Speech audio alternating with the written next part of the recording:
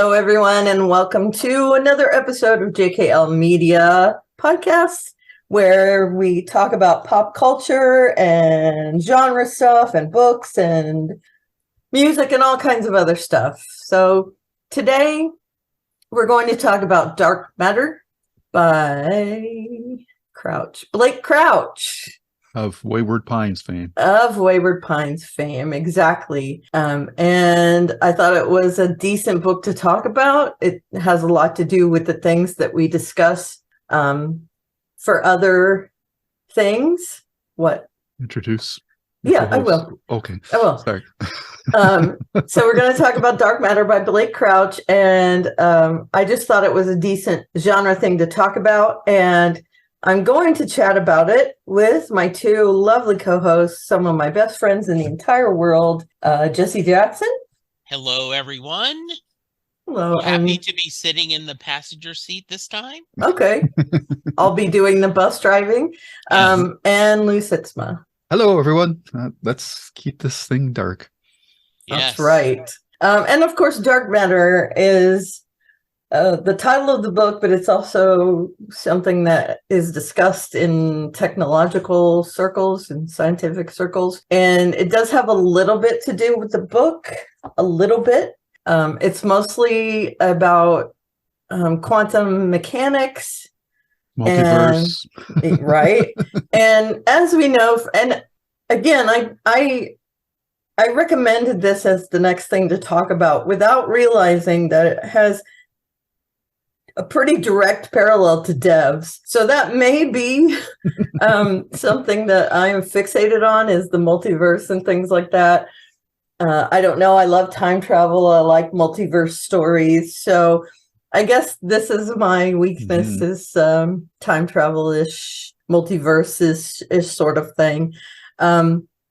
So basically, it's about a physicist who, in two different universes, has taken different paths, and how the two Jasons, who is the main character's name, the two Jasons have different opinions upon how they are satisfied with their lives. So let's get a basic overall kind of vibe from you guys. Lou, what did you think? Yes, I have. And you had previously read Blake Crouch right? is, to me, is this generation's version of Michael Crichton. So the strength of his book is definitely his ideas, to me, not his characters. And I think of Blake Crouch books as palate cleansers between reading really heavy or more character-based or more world-building type of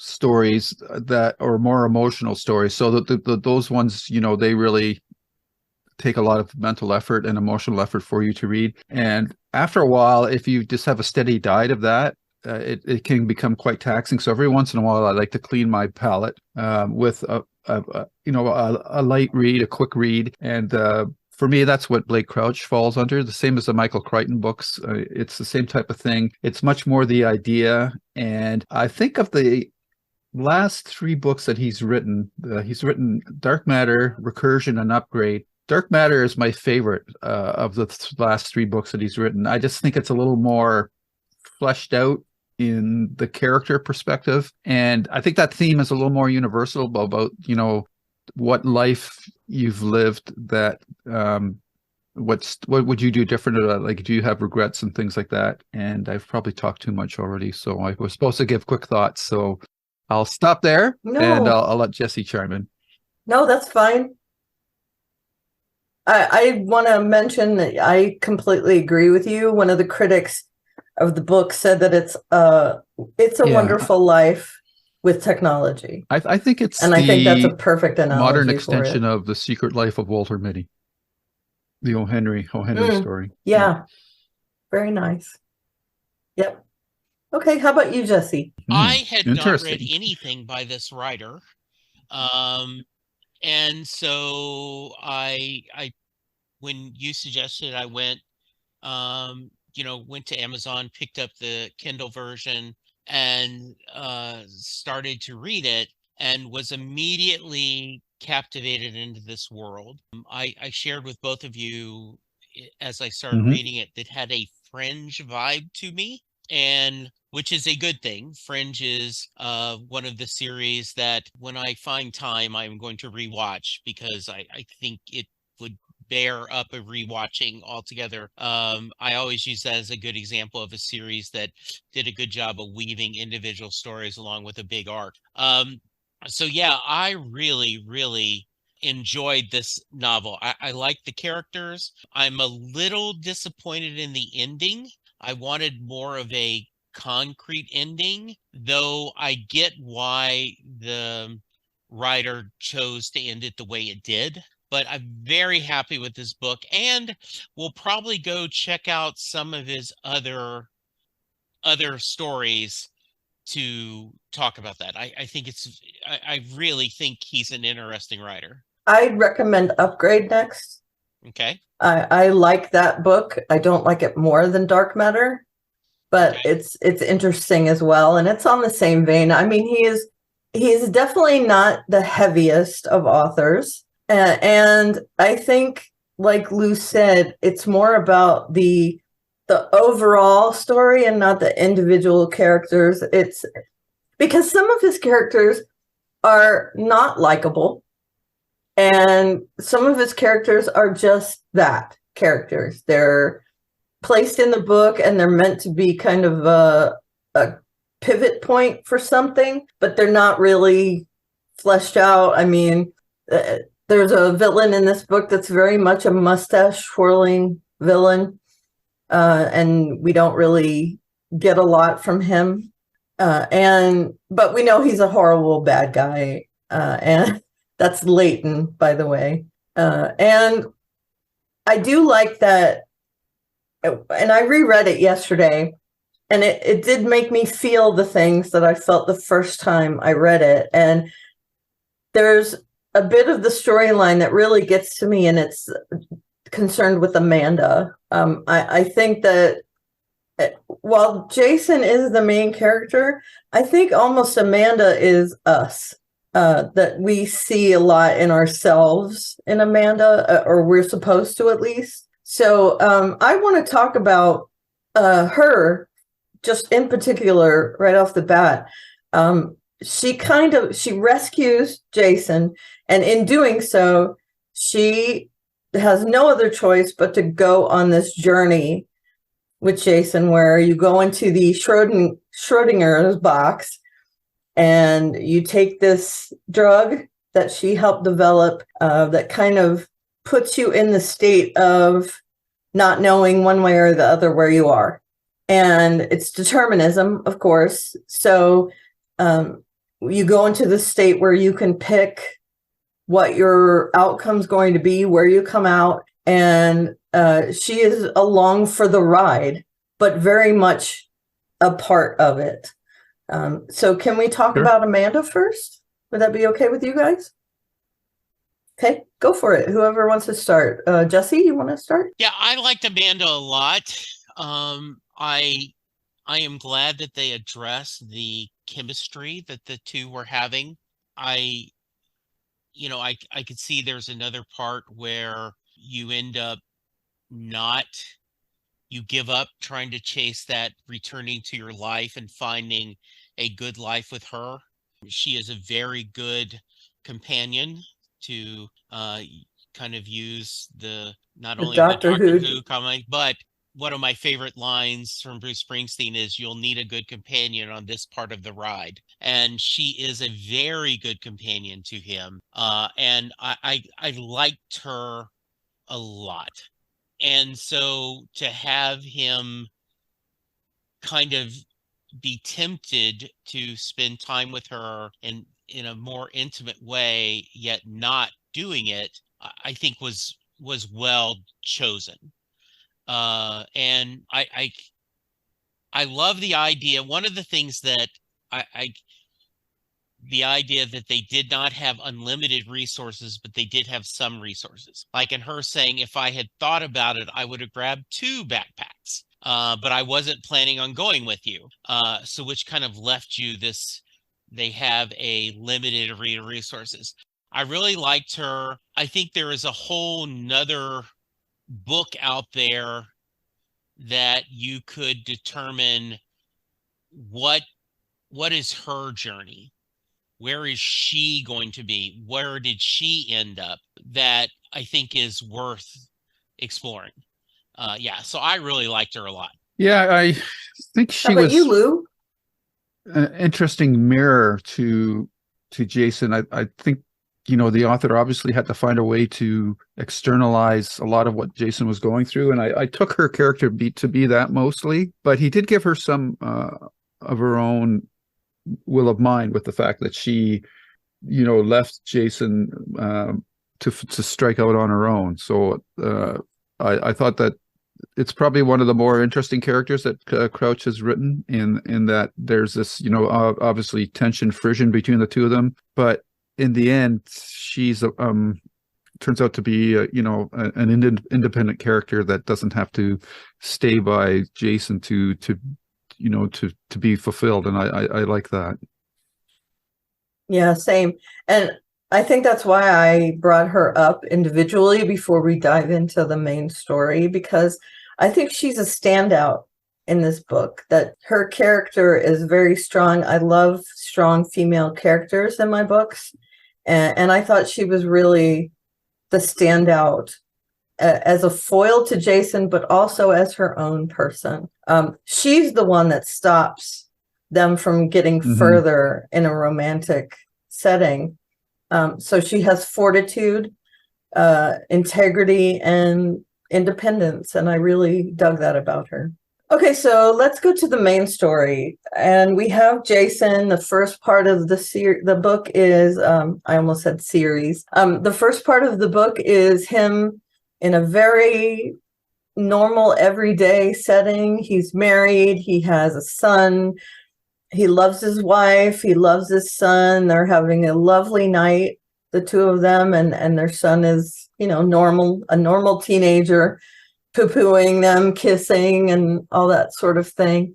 And he is talked into going to see an ex-schoolmate of his by his wife after they briefly discuss how his friend Ryan won a prize that he should have won because he's smarter than Ryan, but he took a different path. And she mentions that she could have had a bigger career in the arts, except they decided to settle down and have their son. And they show absolutely no regret for taking that path in life.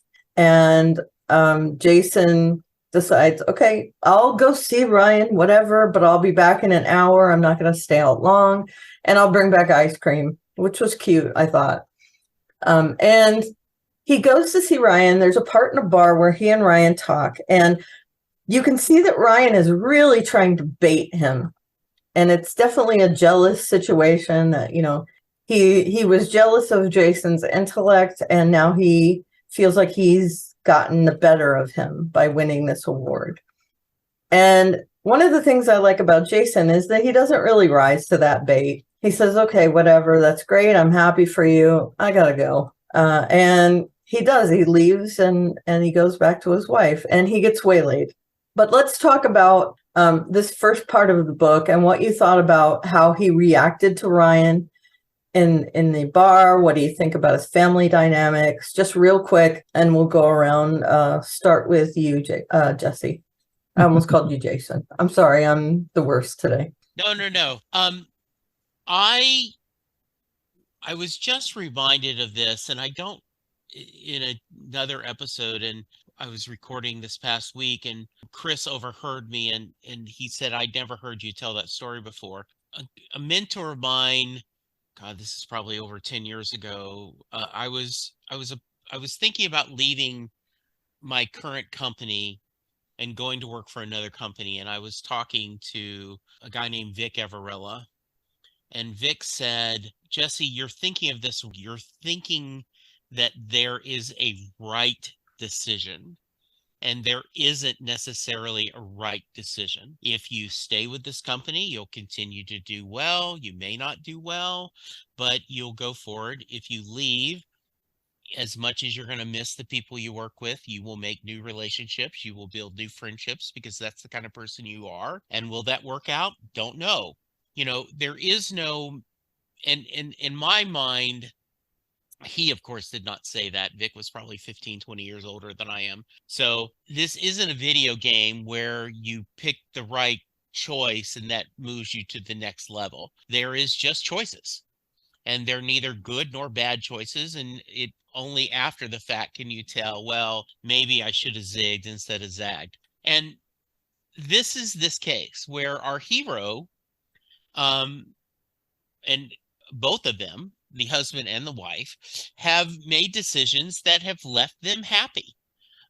They have a good marriage. I would say in a lot of ways a great marriage, but like all marriages, there's ebbs and flows, but they're overall pretty happy. They have a wonderful son, and by getting this adventure, and the guy's kind of giving him a hard time, right? Like, oh, look what you could have done if you'd been me. And because of this adventure Jason goes on, he sees what could have been, and he realizes, and I may be jumping ahead a little bit, that he made in his mind the right decision. For happiness sakes, the life he had was a good life. And while other people might say, gosh, I could have been a contender, right? If I had not done something with you, I could have done something with my art. I could have done with the science. I could have, Linda and I used to joke that I always put being a parent first.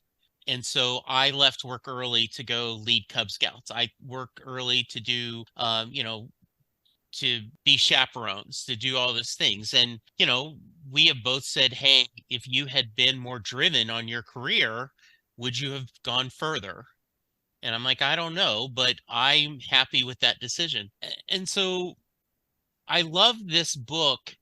Not only is it an adventure book, not only is it a thriller, but it is that our lead character gets to decide, yes, this life is good.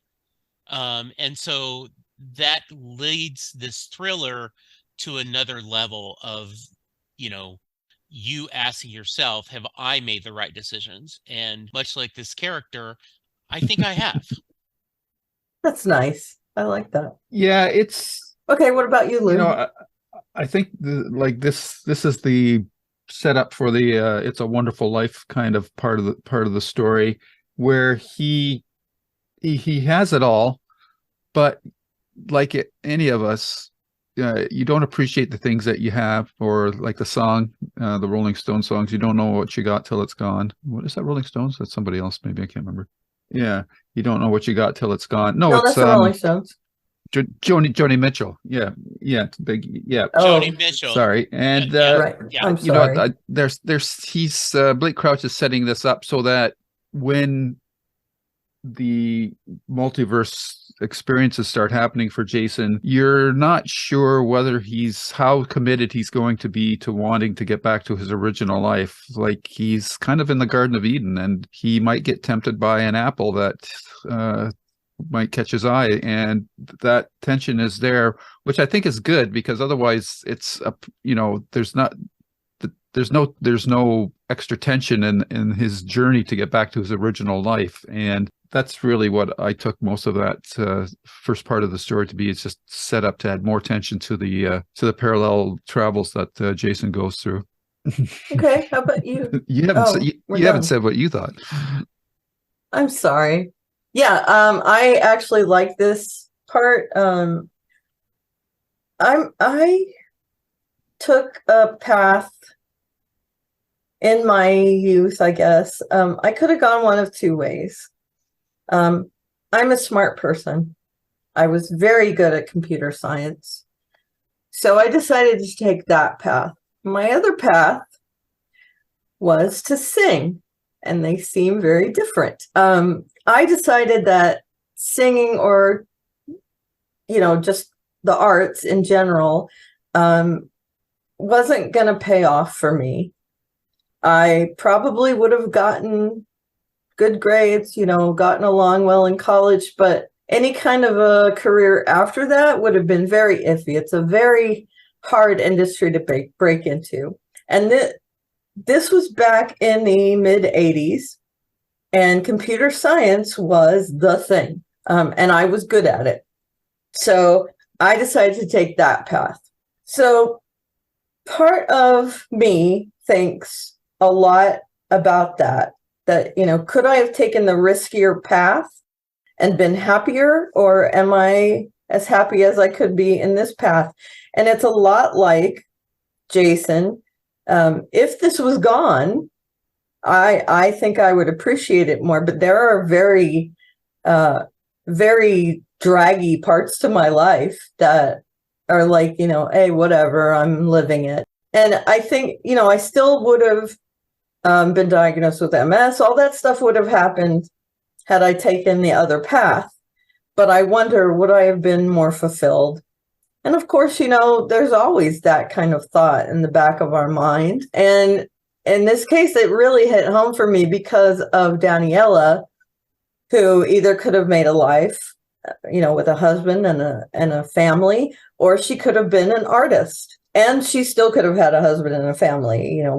We see in the book that she doesn't when she takes that path. But I kind of identified with that part of the story, with the, domestic versus artistic.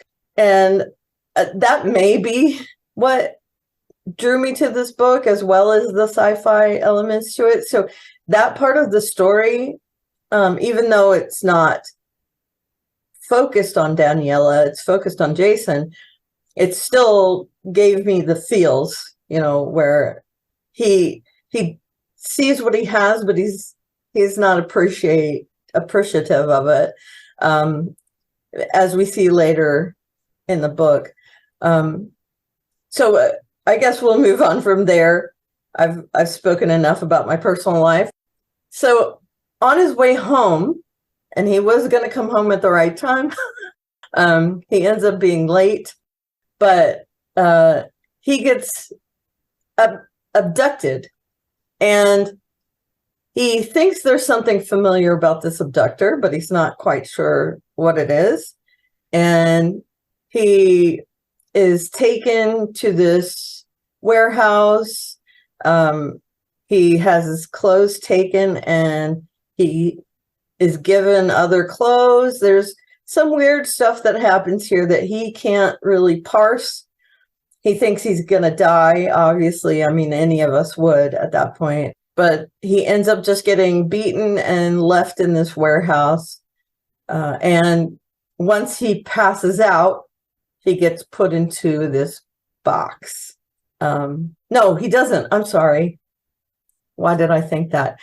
He gets left outside the box, like he's crawled out of it. So anyway, I thought it was interesting that they actually mentioned that he found his abductor familiar. It's, of course, another Jason that abducts him. And you would think that this Jason would really try to disguise their voice or whatever, but of course it's him. So he senses that this person is familiar, even if they're disguising their voice or whatever, which I thought was an interesting little tidbit to put in there. And then he's discovered. He does get put in the box, I guess, doesn't he? I'm sorry, I'm all over the place with this. He gets put in the box because he ends up at the other Jason's life. And he comes out of the box. He is found on the floor of this facility, and they think it's, and in the book, it's called Jason 2. They think it's this other Jason who has discovered this multiverse, discovered how to access this Schrodinger's cat kind of scenario, and that he's come out of the box a little over a year later. They are making a huge deal about it because no one else has come out of the box. They want to know what his experiences are, and they kind of fawn over him until he realizes that this isn't his life. I mean, he wakes up in this different universe and he remembers everything, but there's still a part of him that thinks, was this some sort of fugue state I was in? Do I really have that family? And the thing that tethers him is a line on his finger from his wedding band. And this is a recurring thing in this book, is that he is grounded. This is his touchstone, the imprint of his wedding band, which when it goes away, he ties a little piece of string around his finger, and it draws him back and helps him to realize that this isn't him. And he very slowly realizes that the work that he did before he got married as a scientist, as a research scientist, was headed towards this technology. And he does slowly realize that he was abducted by himself. Someone's living his life, and he needs to get back. And the part where he is held in that facility by Leighton, who is the big bad guy, it was a little on the harrowing side. It was the main tension of the book for me, was this little part where he is being held and he doesn't know what's going on, and he's visited by a psychiatrist who turns out to be Amanda, blah, blah, blah. And I feel like that's very believable, that you would think you were losing your mind. So, I mean, what thoughts did you guys have about that? How would you feel if you were put in that situation? So I'll go first. I loved the way that they expressed his confusion, right? And that obviously these people know who he is, and there's a sense of familiarity, and that's why I said, "Oh, this is Fringe," right? There's the alternate universe. I did not catch that the person who attacked him was Jason right away. It just slowly came. I understood that, and like all good mysteries, I love the fact that the seeds are planted there. You just have to catch them.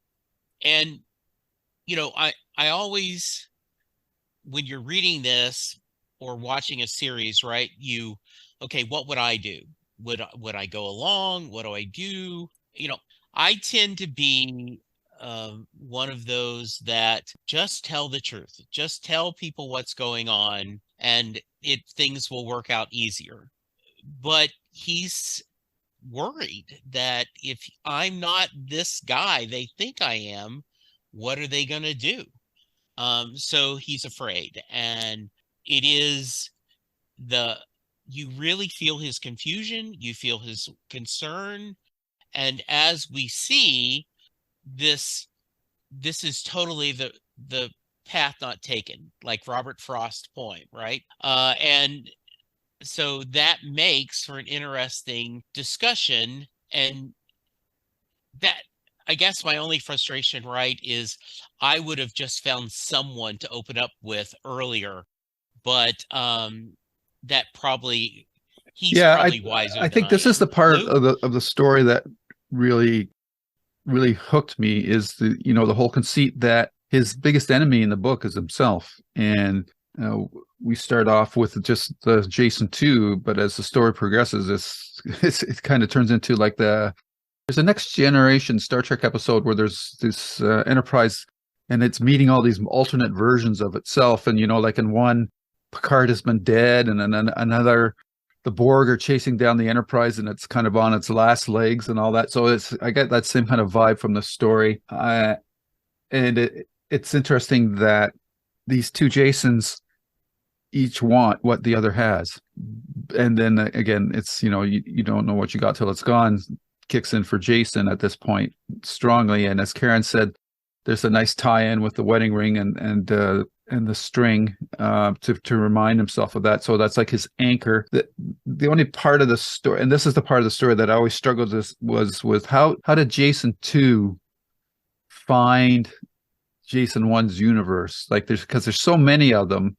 And as we see later on in the story, Jason can't get back to his own universe because he can't be in the right mindset. So how did this Jason 2 get into a mindset that he's not really familiar with? He's longing for it, but that's, to me, is not the same thing as actually experiencing it. So that, to me, that's probably the crux of the story where I had the most trouble with. But it's, every story gets a hand wave, so that was the hand wave for this story. So it's just really the whole concept of Jason battling himself, and it's the ultimate battle, because and it's not even like though in the broader strokes it sort of plays out like the good side of us versus the bad side, but it's a little more nuanced here, but not a lot. So that's probably one of the areas where I think the story could have been improved if Jason 2 had been made more sympathetic to it, because the best villains are the ones that are the hero in their own story, right? But I never really got that feeling with Jason 2. To me, he was just bad Jason, and that was basically it. If that character could have been a little more nuanced, I think that would have elevated the story even more. But I understand that's not this type of story. That's the kind of story that I normally like to read. This is just a quick thriller, so you can't really get into that kind of complexity in this type of story. But that was the strength of it for me. And then the previous things that we talked about with the Jason 1's longing for the success that his friend Ryan had plays out a bit more here. And then with Amanda, you've got that tension of, well, maybe he'll be happy with her instead of going back to Daniela. So I thought that all played out pretty good for this type of story. But I just really dug the whole idea of fighting yourself. I thought that was just way cool. Same. Yeah, one of the things that I think, and it's not a total, but Jason 2 is saying, hey, look, I've given you a great life. If you had just, I'm giving you the life that you want. You have riches, you have a team. Yeah. And but the issue is he doesn't prepare Jason 1 for Jason 2's life, right? Like, he didn't have any, hey, he didn't even leave him a notebook, like, read this. Okay, here's what's happened. You're screwed. I've taken you out of your life, but here's what you've got. You need to tell them blah, blah, blah. Now you're going to have riches, fame, fortune, blah, blah, blah. And it's just not there.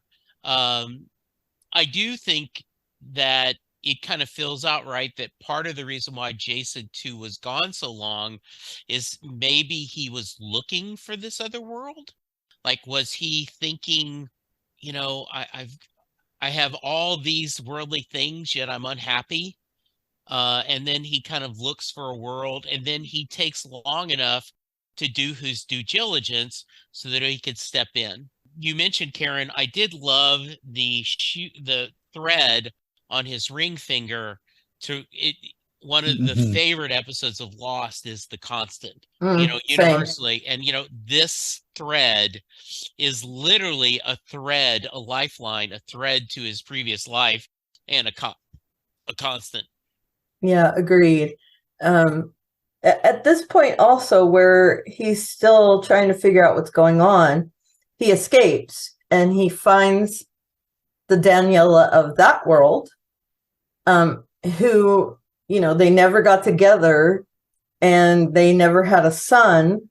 So she is a celebrated artist who happens to be dating Ryan, his counterpart, I guess. The scientist that wasn't as smart, but ended up with a quote unquote better life in his world. I don't think it's a better life, but that's the conceit, at least. And he interacts with them, tells them the truth. And this is what I was going to say to you, Jesse. If you had told the truth, like your instinct in real life, like your instinct, you'd be dead. So he does find Daniela and Ryan. He ends up being with this Daniela of the other world, which he regrets later on. But he ends up drawing them into this web where since he's told them what's happening in his reality, they get pulled in and they are both killed by Leighton and his goons, who definitely don't want it to get out that this experiment is not as successful as it looks. So I was sad that Daniela and Ryan died in this world, but a part of me was very detached because they were not fleshed out characters. And I also had this feeling like that wasn't real. And I think that's part of the main Jason's mindset, is that that world isn't real to him. So while he's gutted, he has to move on and try and find his Daniela. And he's traumatized, but not to the point where he gets off the path of his goal, which is to get back. And I would like to think that Jason 2 finds Jason's world by trying and failing to find his world and just saying, I want to go to a world where I'm happy. And that's where he opens the door and he is in our Jason's world, because that Jason is happy and content. And he decides, okay, yeah, this guy's pretty happy. He doesn't have all the bells and whistles that I have, but he has a good life. I'm going to stick it out here. I'm going to put myself in his place. He spies on this Jason probably for a couple of months at least, and ends up trading places with him. And that's just my thought, since, we understand what happens as the book goes along, that it's whatever's in your mind, that's where you're going to open the door. And I thought that was an interesting note, that he finds the Daniela and Ryan of that world. He sees how different they are. And this is what really solidifies that he's in the wrong place, that this experiment that he started when he was younger became this monster now, and he has to find a way to get back. And that's his motivation for getting back, that he realizes he can't stay in that world. That's not him. That's not his life. He doesn't want that life. He wants his Daniela that he's happy with. And I do think it's reasonable to assume that he would still be in love with that Daniela, the artist Daniela. He is mesmerized by her art installation. And it's something that Jason 2 said to her that spurs this whole kind of maze thing that she has in this exhibition. And so he is captivated by it. And I think that's part of his Daniela that he kind of misses, that very esoteric, thinky Daniela, and not the mother Daniela. I'm going to say Daniela and Jason a lot. So it's that thing right now where Daniela doesn't sound like a word because I've said it so much. So that's where I'm headed here. So yeah, he escapes, he does all this, and then his mindset, once he gets recaptured, is, I got to get out of here. I want to get back to my wife. How do I do that? And Amanda, who has visited him a couple times in his cell, finally realizes that they're the bad guys and that she's going to help him get away. She has heard the whole story about how he escaped the first time and what his whole story is. So she's going to help him get away. And knowing now that they've done these horrible things, they've killed these two people, she realizes she's going to have to go with him.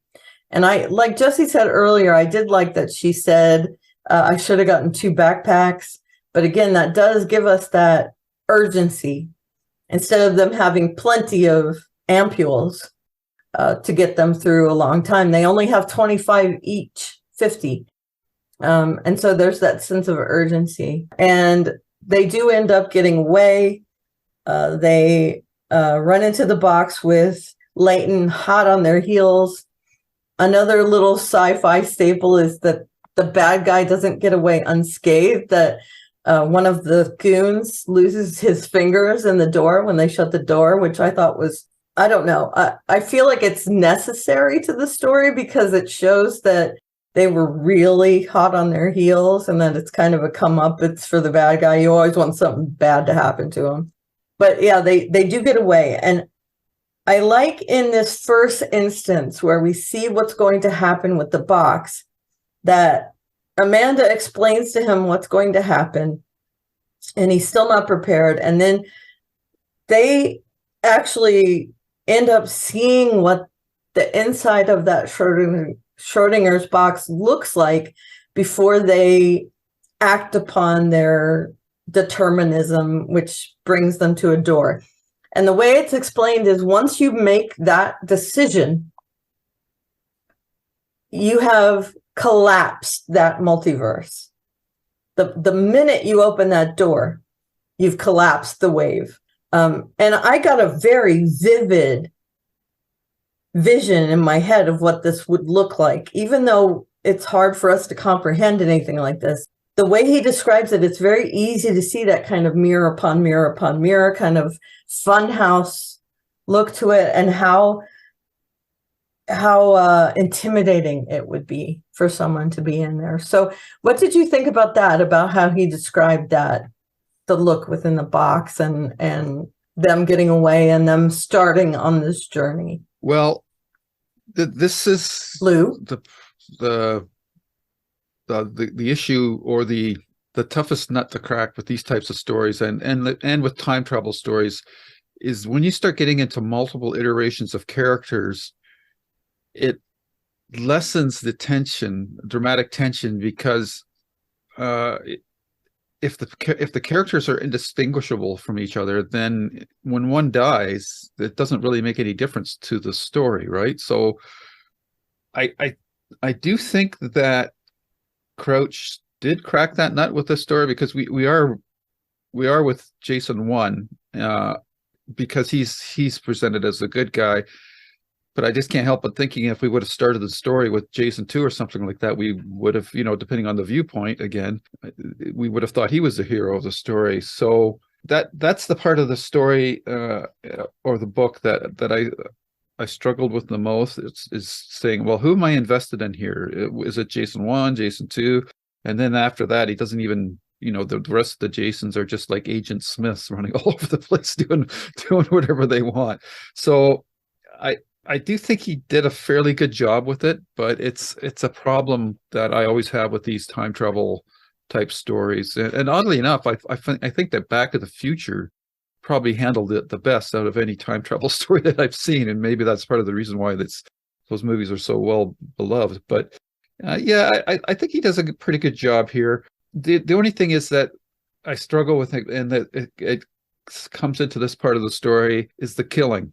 Like, are any of these Jasons that motivated? Like, I don't know, motivated. Are they built that way, that like, it's one thing to really want something, but to want something like that you're going to kill, and especially killing yourself? That's the part of this, the other part of the story that I struggle with. I believe that Blake Crouch has tried to set up the story that, yeah, you go along with that, but that was another hand wave that I had. But it didn't bother me as much as my first hand wave, oddly enough, which it should, because characters that just kill indiscriminately like this is something that's hard for me to swallow most of the time. So yeah, I struggled with it. It's just but I'm also intrigued by the whole concept of a character having to kill multiple versions of himself to get to what he wants. So that I have mixed feelings about it, and I think my ramblings have emphasized that.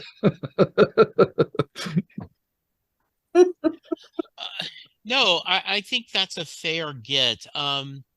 This is what Hitchcock called an icebox moment, right? Which I love that explanation, that while you're in the middle of the movie, when you're in the book, everything is going on, and then what he said is, you get up in the middle of the night, you go to the icebox, which tells you, right, how dated this is, to get a piece of pie or a midnight snack, and you go, hey, wait a minute.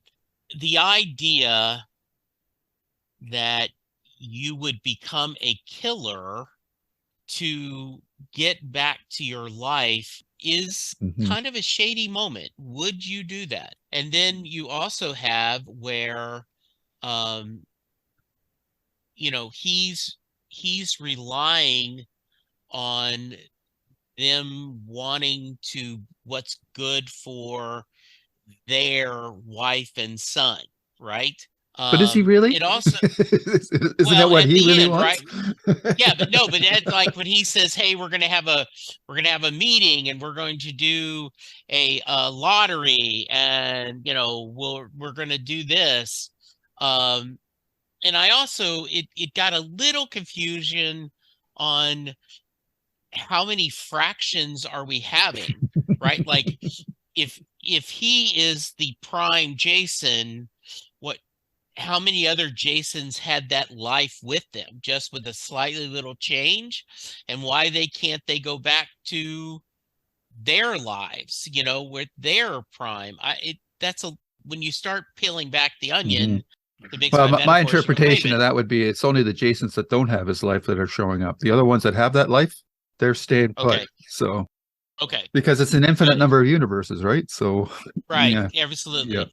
I don't know if, I mean, people will say I absolutely would kill to protect my family, Mhm.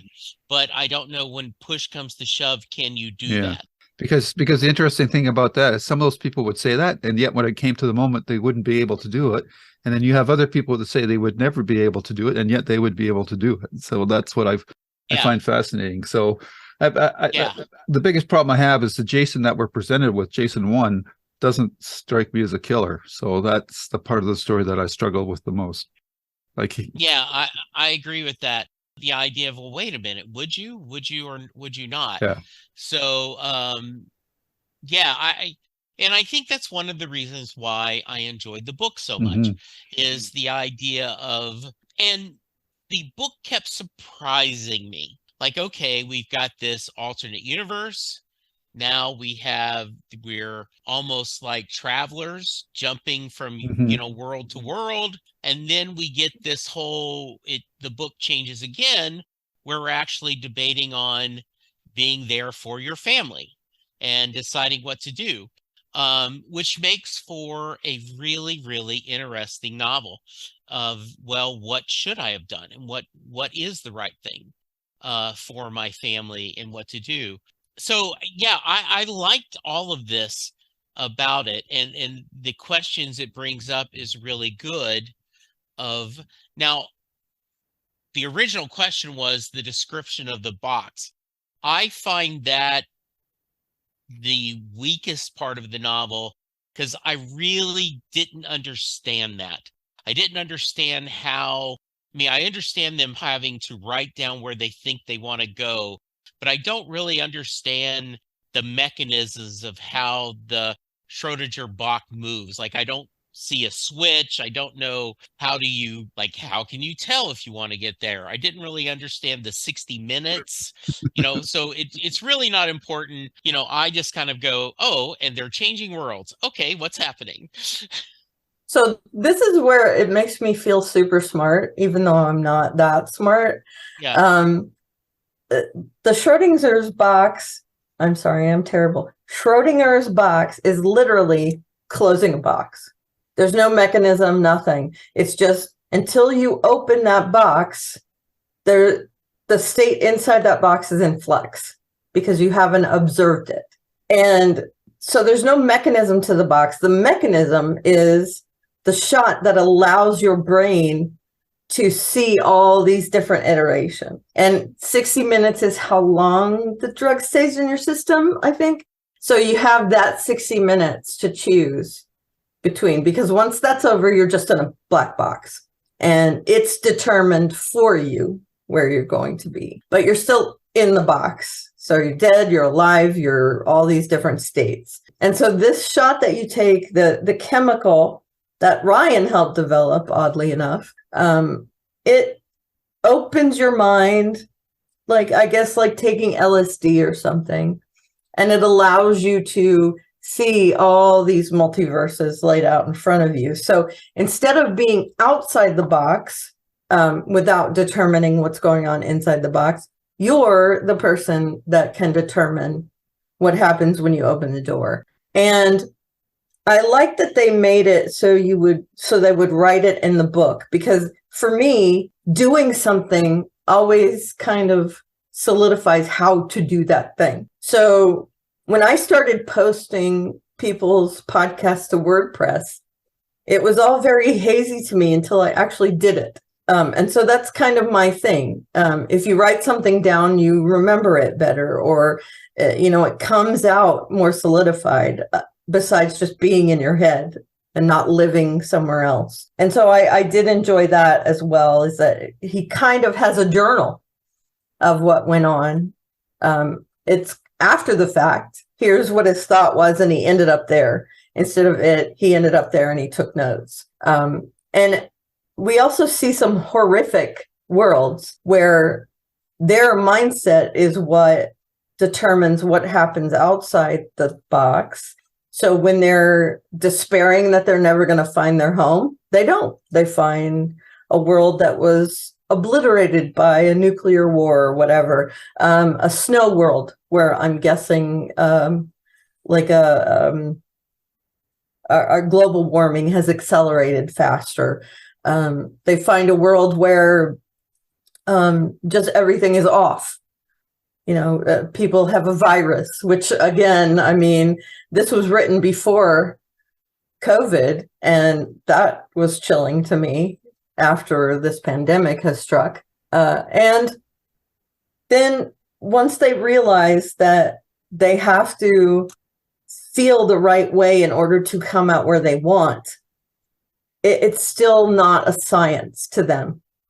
They end up finding all these other worlds that are different from their world by just a hair, because they didn't do it correctly. And it ends up being his feelings and not a description of his world. All the feelings that come out of him around his life is what brings him back to his own world. And then, you brought up the other Jasons. So when he does make it back to his world, this was one of my aha moments, was realizing that, okay, yeah, we learn ahead of time that it's what decision you take when you're inside the box that determines. So he's taken all those decisions. And there is a Jason that has made a different one. And they all, or at least the ones in this book, end up at Jason 1's world. And they're all Jason 1. Because before they got in the box, they were the same Jason. It's after they got in the box where they took the different decisions. That's where they branched off. So they all literally have a right to that life. That's where they came from. That's their base universe. But because they've all taken different decisions once they got abducted, they're branched off.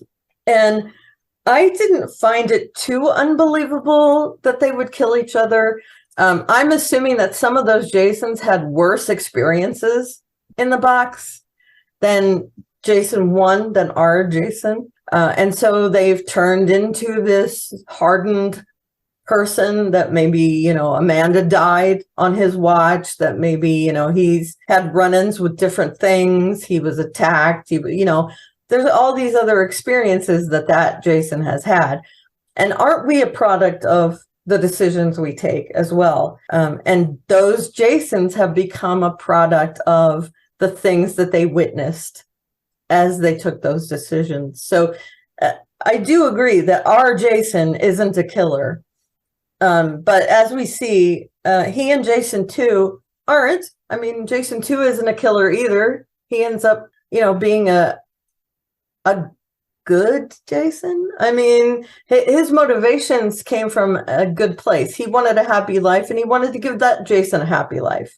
And that's how he justifies taking over. And when we get all these other Jasons coming forward, I also like the chat room where they got into the chat room, and it's Jason 9, Jason 12, yeah, Jason 26, all talking to each other. And there were little parts of that were humorous, like, Daniela was killed. What? 4 of them all say the same thing at the same time in the chat room. So it's, just reinforcing that they're all the same person. And our Jason, who of course is the protagonist in the story, so he's going to be written as a likable character. He decides that it's not him.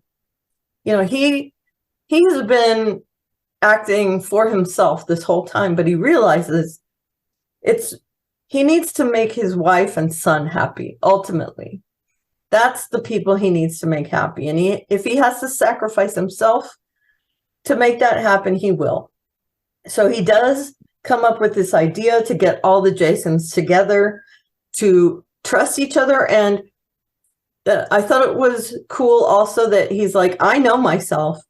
And if I can say, this is what, if we want to act on behalf of Daniela, we should all feel that way because it's me. Right. So let's have a lottery. If you all are really me, you'll want what's best for Daniela and Charlie, and you'll want to come and do this lottery. And one of us will live this life and the rest of us will figure out what to do. And of course, Daniela isn't on board with that. She has already understood what's happening, which took a little bit of explaining. And she has fallen back in love with our Jason and doesn't want a different Jason. And so, that has different connotations as well, that, Daniela also can make a choice. So this, I feel like this whole story is about choice and what you do with it. And so, of course, that goes wrong because our Jason doesn't realize that some of the other Jasons have been through things that have made them not want to do this lottery. That's their life and they want it back. And it is their life, but, they're not acting in the way that they should. So we know that if they took over that life, Danielle and Charlie wouldn't be happy. And he is again ambushed while he is hiding out with Daniela before this lottery happens. Those guys don't want to do a lottery. They want to come. They want to kill our Jason in order to take over that life. And we do get like a trail of carnage where these bloodthirsty Jasons are killing each other on the way to kill him. And it feels futile to me that these Jasons would be killing each other because it could be an infinite number of Jasons. They'd have to watch out for the rest of their lives. And then, the solution, as you said, Jesse, we understand what's happening where they go inside the box and Jason realizes that since it's him he's trying to outrun, he can't make the decision because it'll be predictable to all the other Jasons. And so he leaves it up to Charlie to pick where they go. And I thought that was a good resolution, but then we don't see anything else past that. We just see Charlie taking the book and starting to write, and boom, that's the end of the book. I completely understand why it's left there because we know that Charlie is a pure soul and that he's going to pick someplace great for them. I like that Charlie was the only one who realized that Jason 2 wasn't his real dad. I thought that was an interesting note as well, that, you can see all the good that's in Jason is in Charlie. And I also wanted to turn the page and get more. But in romance novel terms, this was an HFN, a happy for now, where we don't get to see the marriage and the kids. We just get to see that, yay, and everything works out right kind of deal. Yeah, and of course, the flip side of that would be the happily ever after, where we do get to see everything resolved. So yeah, I understand why he did it. There's a part of him that I think wants us to finish that story in our head, and a part of him that doesn't want to finish it. So yeah, you already talked about the Jasons a little bit. Is there more that you guys want to talk about on that front? Well, I would just like to revisit the whole concept of the box that you talked about, like Schrodinger's cat.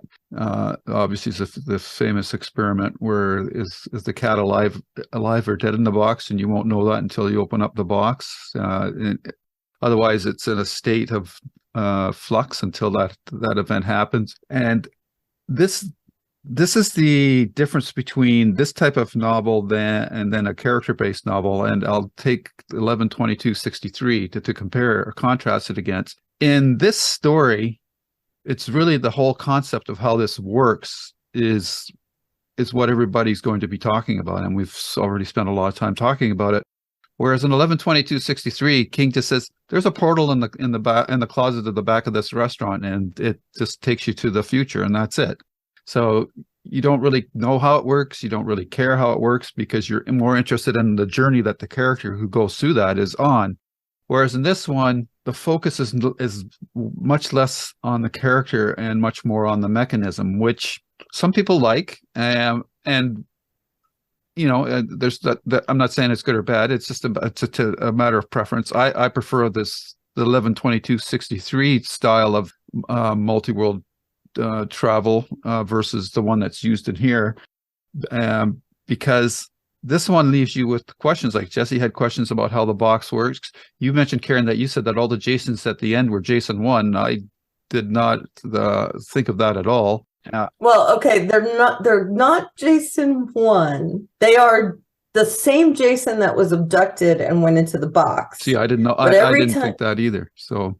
Oh, they are, though. I mean, he actually says that in the book. Okay, I don't remember that, but that makes sense. Yeah, he feels bad because they are all him before they were abducted, and so he has this kind of torn feeling that yes, they all deserve this life because this is their life as well. And it's all the Jasons that chose a different door, right?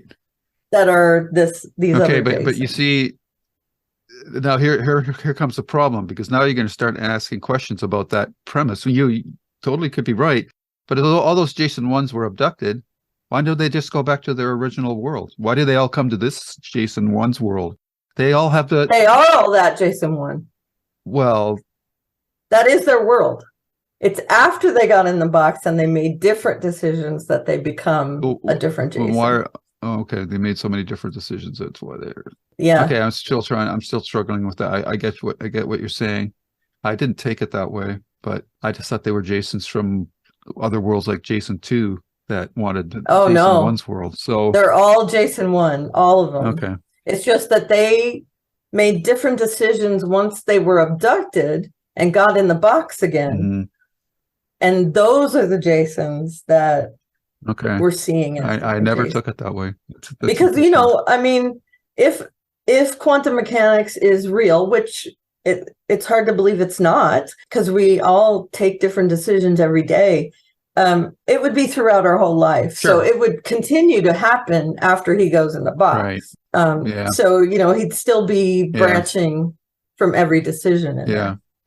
I would counter what you're saying with the fact that Crouch never specifies that in the story, so that's an interpretation that you could have. I think there other interpretations are equally as valid because the ground rules haven't been clearly set. And then outside of quantum mechanics, there's a whole issue of conservation of energy or of matter. If you're going to have all these multiple Jasons in this world, then what's being taken away to make room for these new Jasons? So see what I mean? So like there's all these complexities that come into this part of the story that for me, I don't really want to be putting my focus on. I really want to be putting my focus on Jason because I prefer characters over story. So, but be that as it may, I do think that it can be very complicated. And I think Jesse's point about how does the box work, I was toying with the idea that if Jason was going into the box, then other Jasons and other universes were going into the box at the same time, and that's how they were leaping. But that doesn't hold up because Jason 2 invented it, and he abducted Jason 1, and so theoretically those would be the two that go into the box. Yeah. So like. My point is that the focus is on the story, is on that device and not the characters. So that's what I was in my rambling way I was trying to say. No, I get it completely. Okay, I do. And I think that's just before Jesse goes real quick. That's part of why I like this, because I like those things that make you think about the science behind it. I've always been fascinated with things like that, with quantum physics, and you know, I was good at math and science and computer technology and stuff like that. So in science, there is a very well-defined group of things that, you know, theorems that have been proved and proved and proved, and there's no deviating from it. You know, if something, force goes in one direction and it also goes in the other direction.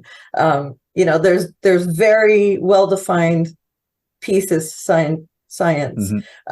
But there's also things that we might never understand about science. And that's the kind of thing that fascinates me, is that kind of debate on what's going to happen. We will never know, I don't think, what quantum mechanics is. It's hard to think that we would know what it is, because we're not that cat in the box. And the cat might know, but we'll never know, because even if we go into the box, we're seeing it from a different perspective. I don't know. That's all. But even in this story, the moral is that it's the characters that are important, not the science. So that's right. kind of, I find that kind of ironic. Right. Yeah, you're right. You're right. Okay, yeah, Jesse, sorry. No. So here's my nitpick is, okay, they've had his son pick a place that no one else will know, but there is another Jason, Charlie, and another, another Charlie in this new world. What are they going to do? Yeah, I'm assuming that they just decide to live somewhere else. So how are they going to create new documentation? How are they going to live? How are they going to make money? Right. I mean, all these things come to my mind that that is hard. Where's the romantic Jesse? Now we're getting the practical Jesse. Right? Yeah, right? Yeah. Just so the romantic Jesse wants a happily ever after. Yeah, and happily ever after. Yeah. So yeah, I did think it was very clever that he knew there is only one of his son right now, right? And so therefore, by letting him pick that, but is there only one? You get in this scenario right now. Okay. Oh, okay. Right? I got you. Yeah. And so by having them, it is, it's kind of the trope of, I'm going to do what I normally wouldn't do, and so therefore you can't second guess me. Except if you knew I was going to do what I didn't do, then you would know what I was going to do. And who would know better than yourself? Yeah. Right. Exactly right. Yeah. There's no way around that for Jason. Yeah. So it is, I'm very happy that I read the book, and these are minor nitpicks, right? That I'm going, okay, here's the doing. I think it's a great story. I'm really glad you picked it. And we've been talking over an hour, so that tells you what a good story it was. Yeah. So I'm very, very happy. And like I said, I will be reading some of his other books just to kind of get a feel. And I'll say again, I find the characters in this book his strongest characters out of the three that I mentioned earlier. So that's why I like this one better than the other two. And in Upgrade, you kind of get a Jason character. Yeah. So that's why I recommend that one over Recursion. Yeah. But they're all good, all three of them. Yeah. I like they're good quick reads. That's what I'm. Yeah. Yeah, they were quick reads. One of the things I would love is for another book to talk about Amanda's journey. Yeah, same. I think that would make for a very interesting discussion. Maybe that picks up where she leaves, and then what kind of journey does she find a happy for now? Right. Exactly right. Yeah. And so I think I would love to see that. Yeah, she probably went and found a Jason that doesn't know anything about what's going on. Right. Right. Yes. I can see that happening. Yes. Okay, and just before we go, I wanted to mention that part of the reason I chose this is because Apple TV is producing a short series based on the novel. Oh, cool. Yeah, directed by, I'm sorry, Matt Tolmach. Sorry, I don't know what he's done. And the main character is played by Joel Edgerton, who cool. I think is a really great character. He also plays Warcraft, which is awesome. Jennifer Connelly plays Daniela. And then Alice Braga plays Amanda. Wow. And yeah, it's a really great cast. We have, strong. Very. And Ryan is played by Jimmy Simpson, who, if you know him, he was in a lot of other stuff, Psych. He was in Person of Interest, but what most people know him from is Westworld, where he plays the young William. Oh, okay. In the first season. Right. And he's a very good actor. I like him as well. Mm-hmm. And I just think it's really going to be interesting to see what the differences are between the book and this series. I'm looking forward to seeing it. Mm-hmm. I don't know how it's going to play out. Right. It seems very not really conducive to a format like that, where it lives outside your brain. But I really do hope it does the book justice. Yeah, that would be cool. So, yeah. A really good cast at the very least. One other tidbit I'll add is because I was just looking up while we were talking earlier, is the character Jason Dessen. The Dessen in German is the pronoun for his. So that's very interesting. Mm-hmm. Yeah, I like that. I assume that was a deliberate choice on Crouch's. I'm assuming so as well. Yeah, that makes a lot of sense. Yeah, I think of it as a yogurt, even though it's Dannon and not Dessen, but that's what it. Desante, yeah, exactly. It makes me think of that for some reason, but yeah. So I'm glad you guys both liked it. I knew that Lou had read it before and that Jesse hadn't, so we're kind of coming from those different perspectives, and I think it's always an interesting thing, an interesting discussion that we have when we're coming from different perspectives. Yeah. And also that it's a really kind of a deep scientific thought. And also there are some characters that are interesting in the book. And so it kind of hits on different things that we like and dislike. So Jesse, you're a big Michael Crichton fan, aren't you? A casual fan. Oh, okay. I thought for some reason you were a big Michael Crichton fan. I am.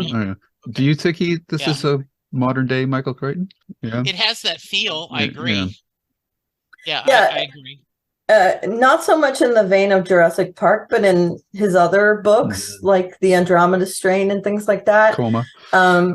Coma, yes, very much, where he's based it on the science. He was a doctor in real life, so a lot of his stuff is based on experiences he had and expounding upon those to make it a fantasy world. And I think that's the kind of feel I get from Blake Crouch as well, is that he's taking things that he knows or has researched or something like that, and he kind of puts it in this fantasy world, and it's very much like that. And Michael Crichton was definitely kind of a light read. There were some deep themes in some of his books, but ultimately it was, like you said earlier, a palate cleanser between other like really serious, heavy books. And I do think it's a lot like that, a Michael Crichton book, and R.I.P. Michael Crichton. I miss him. He wrote a lot of really good things. If you're not into anything but Jurassic Park, you need to go back and find some other Michael Crichton stuff, because he had some really high points in his I was going to say discology, but you know what I mean, his bibliography. Absolutely. Yes. Okay, so I'm glad we talked about this. I think this was a more successful poll than the Justice League book that I suggested. I'm sorry. No, that's all right. Looking back on it, I feel like that wasn't the best use of our hour. That's okay. It's okay, but it's each of us our choice, so that's what counts. I think, and there will be somebody out there that likes that. So a lot of people like that book, but for us, it's it was a hit or miss. Yeah. Very nice. All right. So Jesse, I'll hand it back over to you to finish things up. Yeah. So hope you enjoyed this. Coming up, we are way getting off the path.